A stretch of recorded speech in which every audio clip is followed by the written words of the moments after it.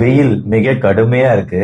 சென்னை மாதிரி ஊர்ல எல்லாம் பாத்தீங்கன்னா கடல் பக்கத்துல இருக்கிறதுனால ஹியூமிடிட்டி ஈரப்பதம் ஜாஸ்திங்கிறதுனால வியர்வை அப்படிங்கிறது மிக அதிகமா வரக்கூடிய சான்சஸ் இருக்கு. இந்த வியர்வை வெளியேற வெளியேற என்ன ஆகுது அப்படின்னு கேட்டீங்கன்னா நம்ம உடம்புல இருந்து தண்ணீரும் உப்பும் வெளியேறுது.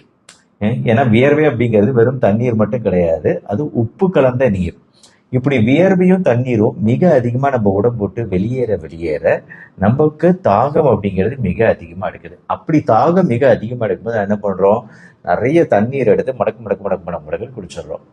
ஸோ இந்த மாதிரி ஒரு சுச்சுவேஷன்ல வரக்கூடிய ஒரு பிரச்சனை தான் உடம்பில் உப்பு குறைபாடு, முக்கியமா சோடியம் குறைபாடு அப்படிங்கிறது. தாகத்துக்கு வெறும் தண்ணீர் மட்டும் குடிச்சோம்னா நடக்கக்கூடிய பிரச்சனை. அதனாலதான் நீங்க இந்த மாதிரி ஹைப்போநட்ரிமியா பிரச்சனையை வராம தடுக்கிறதுக்கு தான் நாம ஒரு லெமன், உப்பு இதெல்லாம் கொஞ்சம் ஆட் பண்ணி அதை ஒரு ஜூஸ் மாதிரி பருகணும் அப்படின்னா அது நம்ம எலக்ட்ரோலைட் தேவையை பூர்த்தி செஞ்சிடுது.